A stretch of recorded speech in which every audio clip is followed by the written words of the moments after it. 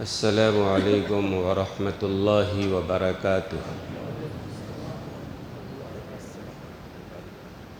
بسم اللہ الرحمن الرحیم۔ الحمد للہ وکفی وسلام علی عبادہ الذین اصطفی، اما بعد فاعوذ باللہ من الشیطان الرجیم۔ بسم اللہ الرحمن الرحیم۔ یا ایہا الذین آمنوا کتب علیکم الصیام کما کتب علی الذین من قبلکم لعلکم تتقون۔ صدق اللہ العلی العظیم وصدق رسولہ النبی الکریم ونحن علی ذلک من الشاہدین والشاکرین والحمد للہ رب العالمین۔ رب اشرح لی صدری ویسر لی امری واحلل عقدۃ من لسانی یفقہوا قولی۔ سبحانک لا علم لنا الا ما علمتنا انک انت العلیم الحکیم۔ اللہم رب زدنی علما، اللہم انا نسألک علما نافعا، اللہم جنبنا الفواحش والمعاصی والخطایا والزلل ما ظہر منہا وما بطن۔ محترم حاضرین کرام، معزز سامعین اعظام، رمضان المبارک کا محترم مقدس مبارک مہینہ ہم پر سایہ فگن ہے۔ اللہ تعالیٰ اس مہینے سے ہمیں اور پوری امت مسلمہ کو بھرپور فائدہ اٹھانے کی توفیق عطا فرمائے۔ اس کے رحمتوں سے، اس کے برکتوں سے، اس کی نیکیوں سے بھرپور فائدہ اٹھانے کی توفیق عطا فرمائے۔ اور خدا کے لیے رمضان المبارک کے ہر ایک لمحے کی قدر کیجیے۔ رمضان المبارک کا کوئی لمحہ ضائع نہ ہونے پائے۔ جہاں تک بات رمضان المبارک کی ہے، ہم میں سے کون ہے جو نہیں جانتا ہے کہ رمضان المبارک کے فضائل کیا ہیں، رمضان المبارک کی اہمیت کیا ہے، روزوں کا کیا حکم ہے، روزوں کی کتنی اہمیت ہے، رمضان المبارک کے روزے فرض اللہ نے فرمائے ہیں۔ روزے کی حکمتیں بھی معلوم ہے، روزے کے فرائض کے بارے میں بھی معلوم ہے، رمضان المبارک کے فضائل کا بھی علم ہے۔ بچپنے سے سنتے آئے ہیں، کوئی نئی بات تو نہیں ہے نا۔ اور رمضان المبارک کا مہینہ آتا ہے تو علماء، خطباء، ائمہ اس موضوعات پر بات کرتے ہیں۔ کوئی نئی بات نہیں ہے۔ بات اصل یہ ہے کہ علم تو ہے ہمارے پاس کہ روزہ فرض ہے، رمضان بڑا مبارک مہینہ ہے، لیکن عمل نہیں ہے۔ معلومات کی کمی نہیں ہے، عمل کی کمی ہے۔ عمل پر ہم آمادہ نہیں ہوتے ہیں۔ ہم جانتے ہیں کہ رمضان المبارک کا مہینہ کتنا عظیم تر مہینہ ہے۔ جناب رسول اللہ صلی اللہ علیہ وسلم نے فرمایا کہ میری امت کو اگر معلوم ہو جائے کہ رمضان المبارک کا مہینہ کتنی عظمت والا ہے، کتنی فضیلت والا ہے، اللہ کے رسول فرما رہے ہیں میری امت کو اگر یہ معلوم ہو جائے تو میری امت یہ تمنا کرے گی پورا سال ہی رمضان ہو جائے۔ ہمارے لیے ایک مہینہ رکھنا کتنا مشکل ہو جاتا ہے، لیکن سرکار فرما رہے ہیں کہ میری امت کو اگر معلوم ہو جائے یہ کتنا مقدس مہینہ ہے، اس کی عظمت و فضیلت کے بارے میں، تو میری امت یہ تمنا کرے گی پورا سال ہی رمضان ہو جائے۔ اور روایتوں میں آتا ہے کہ روزہ، اللہ اکبر، ایک روزے کی بات کرو تو 30 روزے کی بات ہے نا، ایک روزے کی بات کر رہا ہوں۔ رمضان المبارک کا کوئی بندہ ایک روزہ رکھتا ہے تو تو روایتوں میں آتا ہے کہ 70,000 فرشتے، کتنے؟ 70,000 فرشتے صبح سے لے کر شام تک اس روزہ رکھنے والے کے لیے دعائے مغفرت کرتے رہتے ہیں۔ اللہ نے اتنے فرشتوں کی ڈیوٹی لگا دی ہے۔ جو بندہ روزہ رکھ رہا ہے، 30 روزے کی بات نہیں، 30 روزے تو خیر فرض ہیں ہی، لیکن ایک روزہ آدمی رکھ رہا ہے، اتنی بڑی فضیلت ہے کہ صبح سے شام تک 70,000 فرشتے اس کے لیے دعائے مغفرت کرتے رہتے ہیں۔ معصوم مخلوق ہے، یقیناً فرشتوں کی دعائیں بڑی اہم ہیں۔ تو روزہ رکھنے سے، اور ایک روایت میں آتا ہے کوئی آدمی جو رمضان کا روزہ رکھتا ہے، ایک روزہ رکھنے پر جہنم سے کتنی دوری، کتنا فاصلہ ہوتا ہے۔ ایک روایت میں آتا ہے جو آدمی رمضان کا ایک روزہ رکھتا ہے تو اس کے اور جہنم کے درمیان اللہ اتنا بعد، اتنا فاصلہ بنا دیتے ہیں جتنا ایک کوا پیدا ہونے کے بعد سے لے کر اڑتا رہے، مسلسل اڑتا رہے یہاں تک کہ وہ مر جائے۔ اس زمانے میں کتنا کہا جاتا ہے کووں میں جو ہے سب سے زیادہ اڑنے کی صلاحیت ہوتی ہے، اور پرندوں کے مقابلے میں وہ بھی پیدائش سے لے کر موت تک اڑتا رہے، کتنا بڑا فاصلہ ہوگا۔ رمضان کا کوئی بندہ ایک روزہ رکھتا ہے تو اللہ تعالیٰ اس کے اور جہنم کے درمیان اتنا بڑا فاصلہ بنا دیتے ہیں۔ تو یہ مہینہ تو اللہ نے دراصل ہمارے لیے بھیجا ہے۔ فرمایا ہے کہ رمضان المبارک کا مہینہ یہ مہینوں کا سردار ہے۔ یہ جیسے کوئی آدمی اپنے قوم کا سردار ہوتا ہے، یہ رمضان المبارک مہینوں کا سردار ہے۔ بڑی اہمیت ہے، بڑی فضیلت ہے۔ اللہ نے ہماری زندگی میں ایک بار عطا فرمایا ہے، اور ہمیں پتہ نہیں ہم میں سے کون کون آئندہ رمضان تک زندہ رہے گا۔ ہمیں نہیں معلوم ہے کہ آئندہ رمضان میں کون کون زندہ رہے گا۔ کیا ہوا؟ نہیں، اس وقت کوئی انتظام نہیں۔ تو کون کون سے جو ہے آئندہ رمضان تک زندہ رہے گا، اس کا پتہ نہیں ہے۔ اللہ نے یہ رمضان عطا فرمایا ہے، لہذا ہمیں کیا چاہیے؟ پورے طور پر قدر کیجئے، کوئی لمحہ ضائع نہ ہونے پائے۔ روزہ رکھنا ہے، شرعی عذر ہے، ٹھیک ہے، شرعی عذر کی بنیاد پر روزہ چھوڑنے کی علماء نے اجازت دی ہے۔ ایک دفعہ کا واقعہ ہے کہ ایک صاحب، ایک مولانا چندے کے لیے باہر بستی سے تشریف لائے۔ یہ چندے کے لیے جو لوگ تشریف لاتے ہیں ان میں بڑے بڑے علماء بھی ہوتے ہیں، محدثین، مفسرین ہوتے ہیں، اور یہ بیچارے جو آتے ہیں اپنی ذات کے لیے مانگنے کے لیے نہیں آتے ہیں۔ کچھ لوگ یہ سمجھتے ہیں کہ یہ اپنے لیے مانگنے آتے ہیں، نالائق ہیں ایسے سمجھنے والے۔ یہ بڑے بڑے حدیث کی کتاب، یہ محدثین، مفسرین، بڑے علماء جو چندہ کے لیے آتے ہیں وہ اپنی ذات کے لیے نہیں آتے ہیں، بلکہ وہ مدرسے کے لیے آتے ہیں، مدرسہ چلانا ہے، اس لیے اپنی عزت کو بھی داؤ پہ لگاتے ہیں۔ اور میں تو کہا کرتا ہوں کہ اللہ نے جن کو مال دیا ہے ذرا سنبھل کے، ذرا بھائی اللہ نے مال دیا ہے ذرا سنبھل کے، اس لیے کہ جب زیادہ مال آتا ہے تو مال کی خاصیت ہے کہ آدمی کے دل میں حرص پیدا ہو جاتا ہے۔ اگر وہ ایک دکان کا مالک ہے 2 ہو جائے، 2 کا مالک ہے 3 ہو جائے، 3 مل جائے تو 4 ہو جائے، وہ زکوٰۃ دیتے ہوئے بڑا مشکل لگتا ہے۔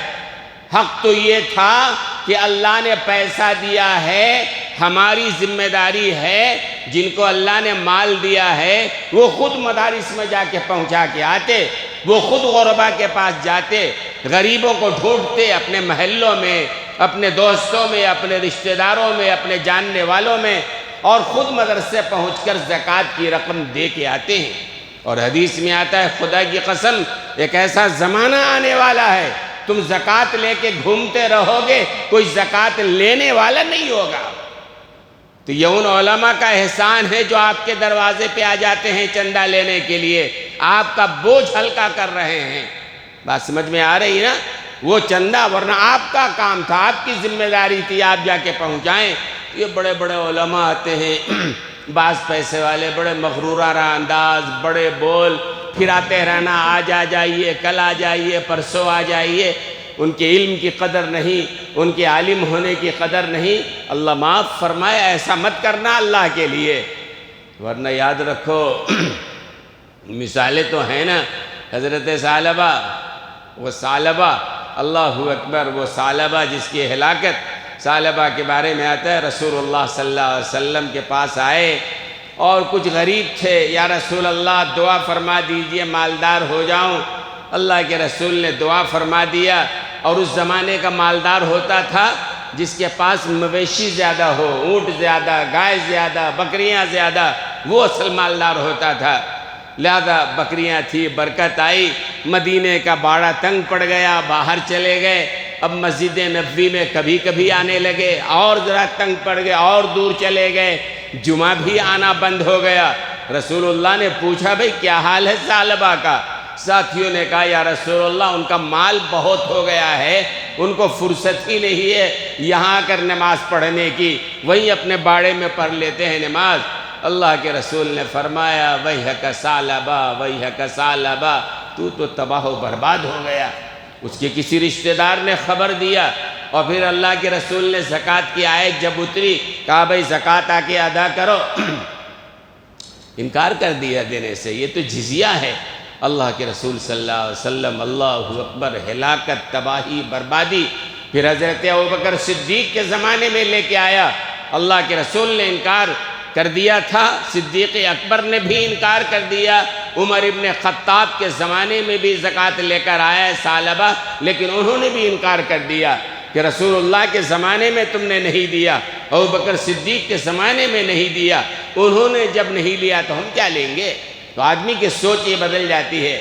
تو میں یہ کہا کرتا ہوں، میں جو کہہ رہا تھا وہ یہ باہر سے جو علماء آتے ہیں بڑے بڑے، ایک دفعہ کا واقعہ ہے، ایک بڑے عالم تھے بیچارے، اور شوگر کے پیشنٹ تھے۔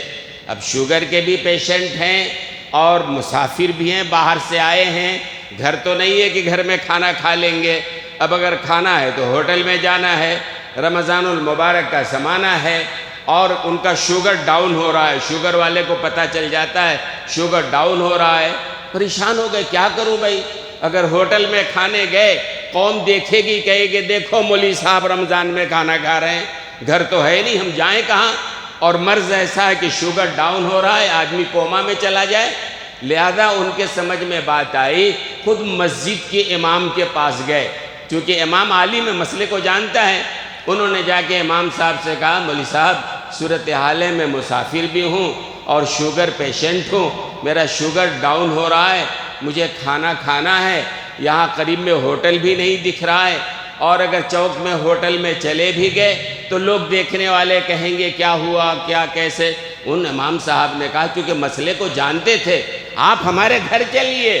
دن میں رمضان میں گھر میں کھانا بنا کر انہوں نے اسے کھانا کھلایا، اور اس کے بعد کہا بھئی اللہ نے اجازت دی ہے ان کو، یہ مسافر ہیں، اللہ نے اجازت دیا ہے ان کو روزہ توڑنے کا، مریض ہیں، اللہ نے اجازت دیا ہے، تم کون ہوتے ہو برا سمجھنے والے؟ ہم سمجھتے نہیں، حقیقت جانتے نہیں، مسئلے کا علم نہیں ہے، اور اس کے بعد ہم جو ہے تبصرہ شروع کر دیتے ہیں علماء پر۔ تو دوستو اور بزرگوں، یہ رمضان المبارک کا مہینہ ہے، اس کی قدر کیجئے۔ اور علماء نے لکھا ہے یہ رمضان المبارک میں جو روزوں کی تاریخ ہے آپ جانتے ہیں کس طرح یہ روزے فرض ہوئے۔ حضرت آدم علیہ السلام کو اللہ تبارک و تعالی نے جب تخلیق فرمایا اور جنت میں رہا اور کہا اللہ نے جنت سے کھاؤ پیو آرام سے رہو، وہاں رہ رہے تھے، پھر اللہ نے کہا دیکھو سب کام کرنا، وَلَا تَقْرَبَا هَذِهِ الشَّجَرَةَ، جنت میں جو یہ درخت ہے نا اس سے مت کھانا۔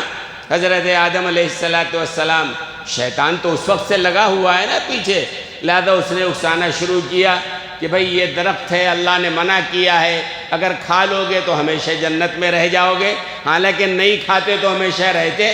حضرت آدم علیہ السلام نے بھول کر دانہ کھا لیا، دنیا میں اتارے گئے، حضرت حوا جدہ میں اتاری گئیں، حضرت آدم علیہ السلام سرندیب میں اندر اتارے گئے، الگ الگ جگہ۔ اور اس کے بعد یہ ہوا، حضرت آدم علیہ السلام روتے رہے، سالوں روتے رہے، پھر اللہ نے توبہ قبول فرمایا، تو وہ جو دانہ کھا لیا تھا ممنوع، اللہ نے جو منع کیا تھا اس درخت کا دانہ نہیں کھانا ہے، اس کا اثر ان کے پیٹ میں علماء نے لکھا ہے 30 دنوں تک رہا۔ جب اللہ نے توبہ قبول فرمایا تو اللہ نے کہا چلو 30 روزے رکھو، تو حضرت آدم علیہ السلام نے 30 روزے رکھے، اور یہی 30 روزہ مسلسل چلا آ رہا تھا۔ یہودیوں کے ہاں بھی 30 روزے تھے، لیکن یہودیوں کی فطرت تھی، اپنی طرف سے کم کرتے کرتے ایک روزے پہ لا کے کھڑا کر دیا انہوں نے، وہ بھی یوم عاشورہ کا ایک روزہ رکھتے تھے۔ عیسائی شروع میں 30 روزے رکھتے تھے، بعد میں انہوں نے اپنی طرف سے سردی گرمی کا، مطلب گرمی کے زمانے میں رمضان آیا بدل لیتے تھے، سردی کے زمانے میں کر دیا۔ اب جب سردی کے زمانے میں کیا 10 روزہ اپنی طرف سے بڑھا دیا، بھئی سردی میں ہم نے کیا ہے نا، سردی میں آسان ہوتا ہے، 10 روزہ اور بڑھا لیں گے، بجائے 30 کے 40 رکھنے لگے۔ پھر ان کا کوئی بادشاہ بیمار پڑا تو قوم نے منت مانی کہ اگر یہ بادشاہ ٹھیک ہو گیا تو 7 روزے اور ہم رکھ لیں گے، اب 40 پر 7 روزے ہو گئے۔ بعد میں جو بادشاہ آیا اس نے کہا یہ 40 پر 7 کا یہ حساب نہیں سمجھ میں آ رہا ہے، 3 اور بڑھا کر کے اس کو پورے 50 کر دو۔ لہذا کہتے ہیں ہوتے ہوتے 2 مہینے کا روزہ رکھنے لگے وہ۔ لیکن صحیح معنوں میں اللہ نے جو فرض کیا تھا وہ 30 روزے کو فرض کیا تھا۔ ایام 20 کے روزے ہیں، حضرت آدم علیہ السلام ایام 20 وہ ان راتوں کو کہا جاتا ہے، ان دنوں کو کہ جس کے رات بھی روشن دن بھی روشن۔ 13ویں تاریخ چاند کی، 14ویں تاریخ، 15ویں تاریخ رات بھی روشن رہتا ہے اور دن تو روشن رہتا ہی ہے۔ ایام 20 حضرت آدم علیہ السلام نے توبہ کی قبولیت کی بعد اپنی شکل دیکھی، آئینہ تو اس زمانے میں تھا نہیں، ہو سکتا ہے پانی میں دیکھا ہو یا کہیں اور دیکھا ہو، تو چہرے پر سیاہی تھی، جنت کا جو حسن تھا، جو جمال تھا، جو خوبی تھی، جو باتیں تھی، اب وہ چہرے میں نہیں ہے۔ حضرت آدم علیہ السلام نے اللہ تعالیٰ سے دعا کی، اے اللہ پھر وہ حسن و جمال لوٹا دیجئے۔ اللہ تبارک و تعالیٰ نے کہا اگر چاہتے ہو تو پھر 13 تاریخ کو روزہ رکھو۔ ایام 20 کے 13 تاریخ کو روزہ رکھا، پھر انہوں نے دیکھا اپنے چہرے کو، الحمدللہ ذرا اس میں حسن و جمال آیا۔ اے اللہ اور اللہ نے کہا 14 کو روزہ رکھ لو، دیکھا تو اور زیادہ حسن و جمال، اللہ نے کہا 15 کو رکھ لو، تو 15 کو رکھا۔ یہ 3 روزے ایام 20 کے حضرت آدم علیہ السلام رکھا اور اللہ نے وہ حسن و جمال لوٹا دیا۔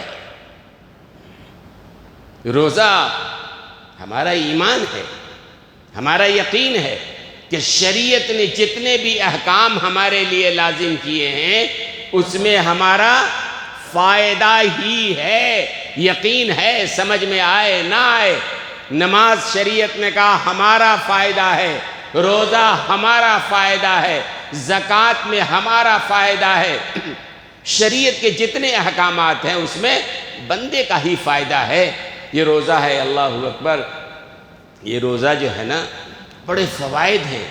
علماء نے، ڈاکٹروں نے، اطباء نے، حکماء نے بہت ساری باتیں بتائی ہیں کہ آدمی جب روزہ رکھتا ہے تو اس کے صحت کے لیے مفید ہے۔ آدمی کم کھاتا ہے، صحت کے لیے مفید ہے، لیکن معاف کرو مجھے تو ایسا لگتا ہے یہ رمضان المبارک کا مہینہ جو ہے یہ کھانے کا مہینہ ہے۔ یہ رحمتوں برکتوں مغفرتوں کا نہیں، اکائی کا مہینہ ہے، کھانے کا مہینہ ہے۔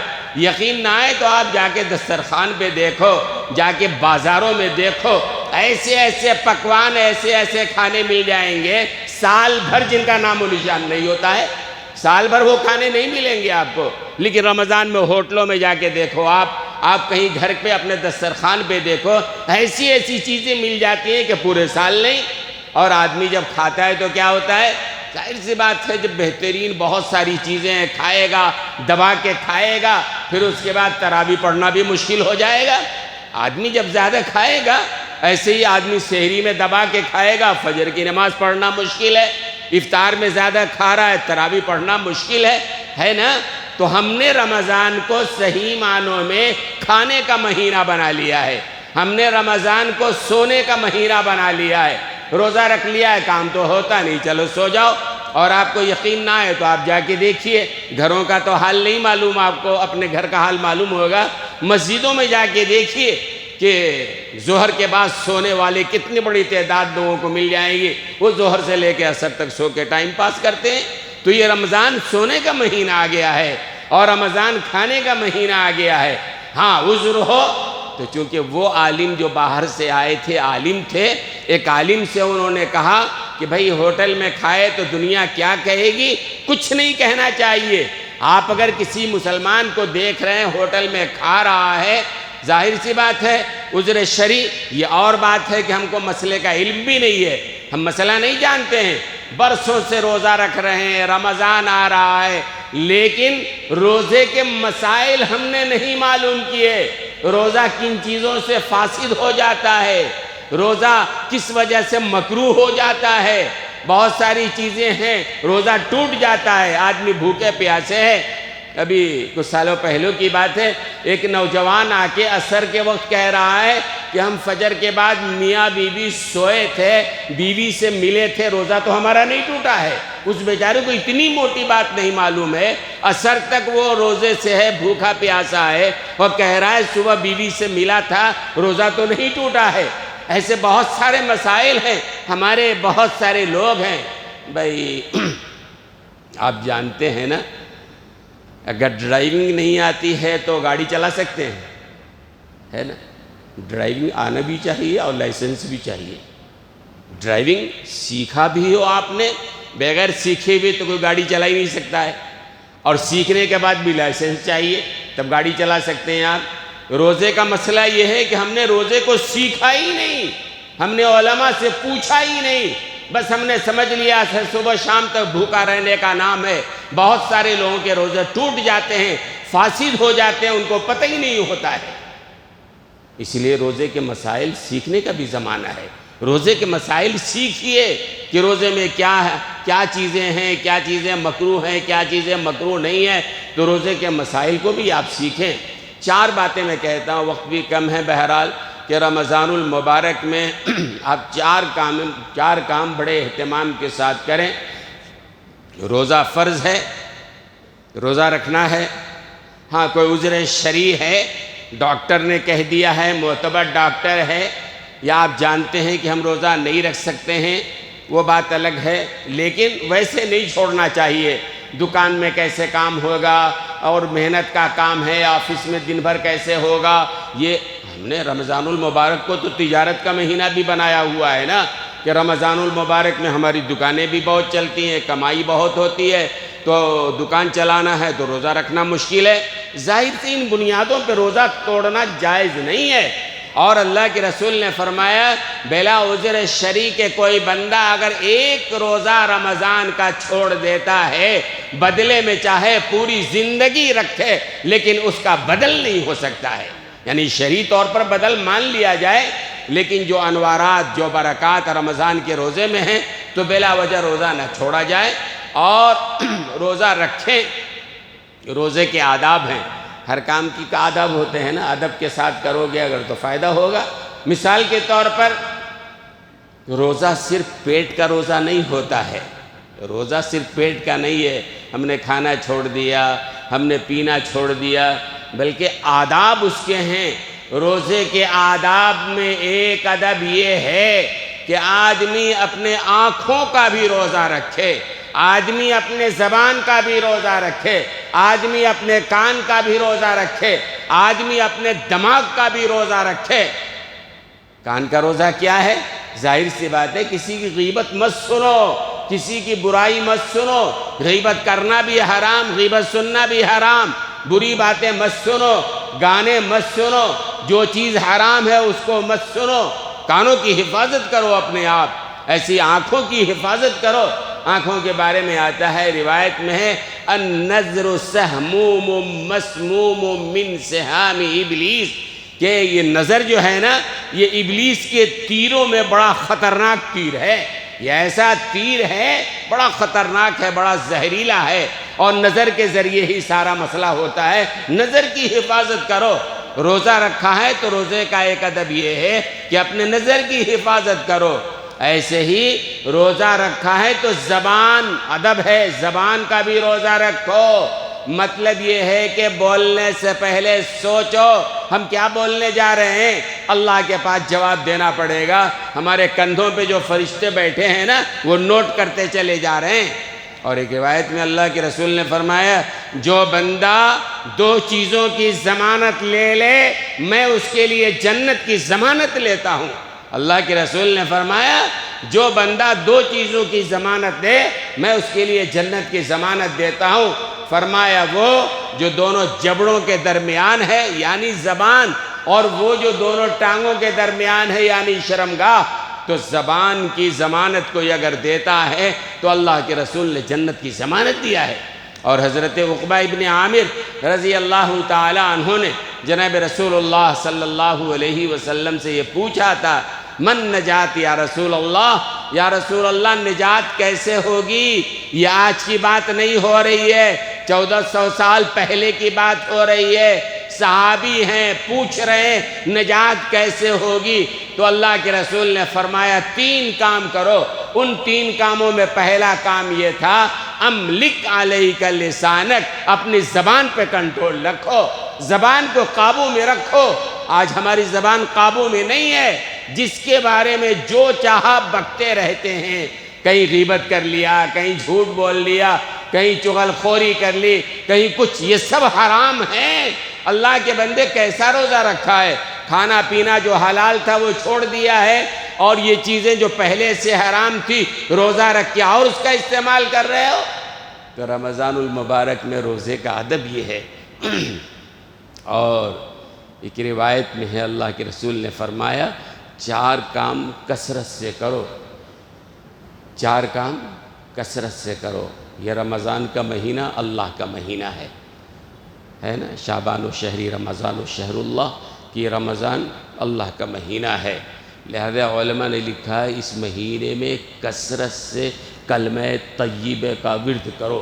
کلمہ طیبہ لا الہ الا اللہ کثرت سے پڑھو، لا الہ الا اللہ، اٹھتے بیٹھتے چلتے پھرتے کہیں بھی کسی کام میں لا الہ الا اللہ اس کلمے کا ورد رکھو، اور ہر 100 کے بعد ایک بار محمد الرسول اللہ پڑھو۔ اس کی بڑی فضیلت آئی ہے، اور تو میں نے پہلے بھی عرض کیا ہے کہ 70,000 بار جو کلمہ پڑھ لیتا ہے اس کی بھی بڑی فضیلت ہے۔ اور پڑھ کے کوئی آدمی اپنے والدین کو بخش دیتا ہے یا کسی کو بخش دیتا ہے، اللہ اس سے اس کے عذاب کو اٹھا لیتا ہے۔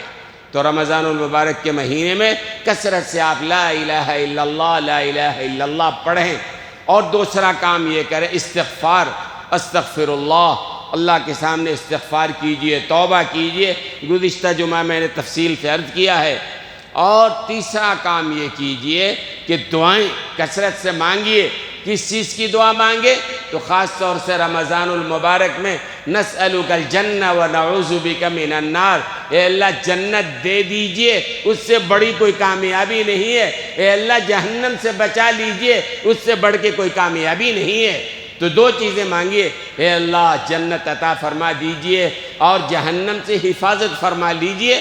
تو کلمہ طیبہ کا ورد کریں زیادہ سے زیادہ، لا الہ الا اللہ، استغفار زیادہ سے زیادہ، نستغفر اللہ استغفر اللہ۔ یہ استغفار اللہ کے رسول صلی اللہ علیہ وسلم ایک دن میں 70 100 بار استغفار کرتے تھے۔ اور ایک روایت میں ہے قیامت کے دن اللہ تعالیٰ کے قریب وہ شخص ہوگا جس کے نامہ اعمال میں زیادہ استغفار ہوگا، جو کثرت سے توبہ کرنے کا عادی ہوگا اور کثرت سے استغفار کرنے کا عادی ہوگا۔ تو رمضان المبارک کا مہینہ ہے، اور رمضان المبارک سے فائدہ حاصل کرنا ہے تو تقلیل الطعام، کھانا کم کرو، ذرا کھانا کم کرے تو وہ فوائد حاصل ہوں گے۔ ورنہ آپ سمجھ سکتے ہیں کہ افطار میں بالکل یہاں تک کھا لیا ہے آپ نے، اس کے بعد کیا ہوگا بھائی؟ ظاہر سی بات ہے تراویح پڑھنا مشکل ہی ہوگا نا۔ کم کھانے کی عادت ڈالیں، آپ کم کھائیں گے زیادہ عبادت آپ کر سکیں گے۔ اور تراوی ظاہر سی بات ہے رمضان کی دو خاص باتیں ہیں، دن میں روزہ رکھنا ہے، رات میں تراوی پڑھنی ہے، تراوی بھی پڑھنی ہے، کتنی پڑھنی ہے بھائی؟ کتنی پڑھنی ہے؟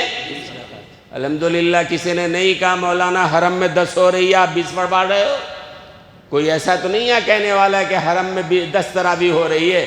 یہ حرم میں لاک ڈاؤن میں 10 انہوں نے شروع کیا تھا، اب تو لاک ڈاؤن نہیں رہا پھر بھی 10 انہوں نے شروع کیا ہے۔ دارالعلوم دیوبند نے باضابطہ احتجاج درج کیا ہے، ارے بھائی حرم میں جو لوگ ذمہ دار بنے بیٹھے ہیں اور حرم میں جو ہے اصل میں محمد بن سلمان کی چلتی ہے، جو چاہتے ہیں چلاتے ہیں، علماء بلا وجہ بدنام ہوتے ہیں، وہ جو چاہتا ہے وہ کرتا ہے۔ 10 رکعت تراویح ہو رہی ہے حرم میں اس سال بھی، نہ لاک ڈاؤن ہے نہ کوئی مسئلہ ہے۔ عالم اسلام کے علماء نے پوچھا ارے بھائی 10 رکعت تراویح تو کسی کے یہاں نہیں ہے، امام ابو حنیفہ، امام شافعی، امام مالک، امام احمد، یہ 4 جو بڑے علماء ہیں ائمہ ہیں سب کے ہاں 20 رکعت تراویح ہے، اور 1400 سال کا زمانہ گزرا ہے اسلام کو آئے ہوئے، 1450 سال کا زمانہ گزرا ہے۔ حرمین شریفین میں مکہ المکرمہ میں بھی مدینہ طیبہ میں بھی کتنی تراویح ہوتی رہی ہے؟ 20 رکعت تراویح ہوتی رہی ہے۔ اب بیٹھے بیٹھائے 10 کر دیا ہے، 8 بھی نہیں کیا 10 کیا ہے، نہ ادھر نہ ادھر، کوئی پوچھے 10 کیوں کر دیا ہے؟ ظاہر سی بات ہے یہ منمانی ہے، علماء نے احتجاج کیا ہے، ائمہ اربعہ کی یہ رائے نہیں ہے، علماء کی یہ رائے نہیں ہے۔ اب حرم کے جو ذمہ دار ہیں ہمارے تو قریب نہیں ہے کہ ہم ان سے پوچھ کے بتائیں، لیکن آپ فتنوں کا زمانہ ہے، 20 رکعت تراویح اطمینان سے اپنے محلے میں پڑھتے رہیے۔ ہمارے یہاں بھی ہوتا ہے، بہت سارے نوجوان معلوم کرتے ہیں اچھا اس مسجد میں جو ہے 10 بجے تراویح ختم ہوتی ہے، اچھا فلاں مسجد میں 9:45 بجے ہوتی ہے، اچھا فلاں مسجد میں تو 9:30 بجے ہوتی ہے، چلو بھائی 9:30 بجے والی مسجد میں چلے جائیں گے، تھوڑا پڑھیں گے، چائے وائے پئیں گے، گھومیں گے پھریں گے، عیش کریں گے، اور کیا ہوگا؟ یہ تماشا بنا لیا ہے رمضان کو ہم نے۔ بھائی قرآن اگر کوئی اچھے سے پڑھے گا، اطمینان سے پڑھے گا، وقت لگے گا نا، قرآن کو قرآن کی طرح ہونا چاہیے نا۔ ابھی سوشل میڈیا پہ دیکھا کلکتہ کے شیام بازار کا، بڑی بھیڑ لگی ہے، روڈ پر نماز پڑھ رہے ہیں، اور روڈ پر نماز پڑھنے کے بارے میں علماء نے کہا، ابھی گزشتہ جمعہ کو جو ہوا دیکھا ہوگا آپ نے دلی کے اندر اندر لوگ کے اندر کہ مسجد جمعہ کی نماز تھی، جگہ تنگ تھی، انہوں نے روڈ پہ مصلی بچھا لیا، نماز پڑھنے لگے، پولیس والا آیا اور سجدے کی حالت میں وہ لات مار رہا تھا، آپ حضرات نے بھی دیکھا ہوگا، بڑا ہنگامہ ہوا۔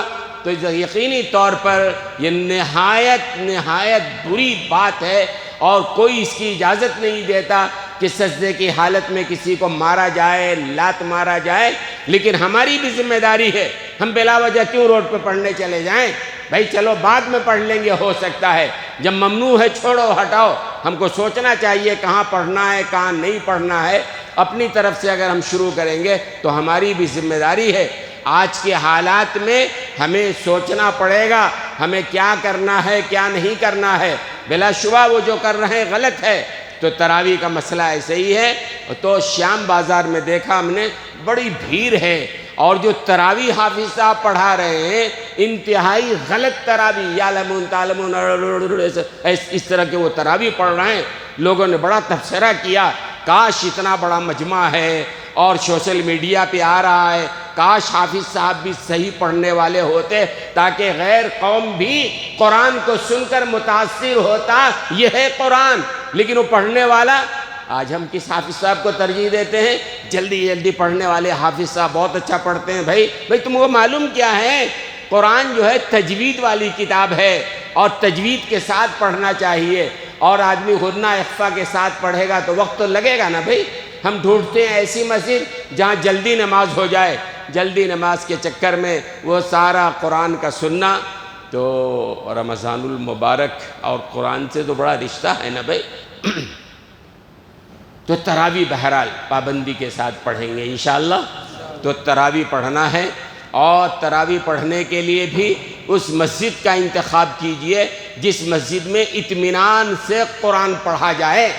یہ اب ہو گیا ہے بہت ساری جگہوں پہ، اس کا مقصد کیا ہے مجھے نہیں معلوم، بہت سارے گھروں میں تراویح ہو رہی ہے، عورتوں کی تراویح ہو رہی ہے۔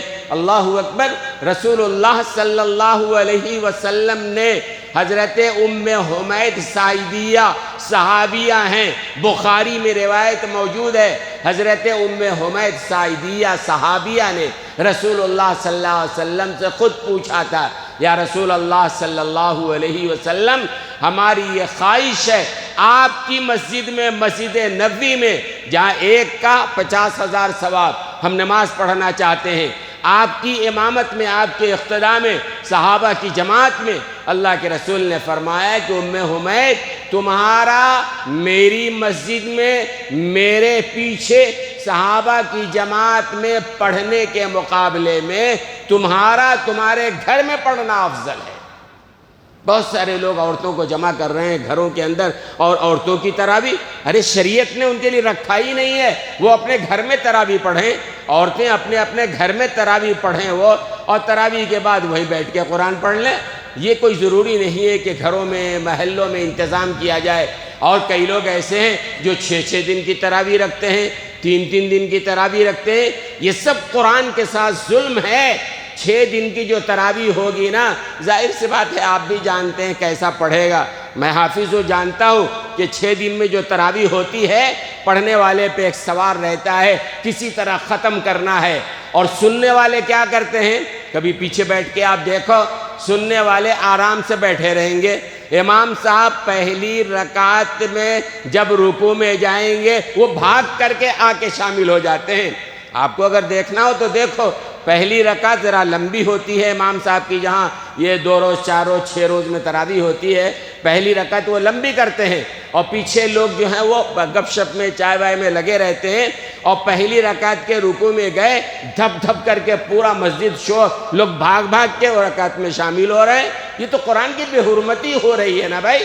اطمینان کے ساتھ پڑھو، 1.25 پارہ پڑھ رہے ہو، 1 پارہ پڑھو۔ الحمدللہ بہت ساری مسجدوں میں 29 کو تراویح ختم ہو رہی ہے، جیسے حرم میں 29 کو تراویح ختم ہوتی ہے، 27 کو ہوا، 1.25 پڑھ رہے ہیں تو بھی الحمدللہ۔ یہ 2 روز 4 روز 6 روز کیا مقصد ہوتا ہے ان کا پتہ نہیں بھائی، اس لیے کہ قرآن ختم بھی ہو جائے تو تراویح تو مستقل باقی ہے نا، وہ تو پڑھنا ہی پڑھنا ہے نا۔ تو اللہ تبارک و تعالی ہم سب کو صحیح طور پر روزہ رکھنے کی توفیق عطا فرمائے، اور اللہ تعالی صحیح طور پر ہم لوگوں کو تراویح پڑھنے کی توفیق عطا فرمائے، اور آداب کے رعایت کے ساتھ ہمیں روزہ اور تراویح کی توفیق عطا فرمائے۔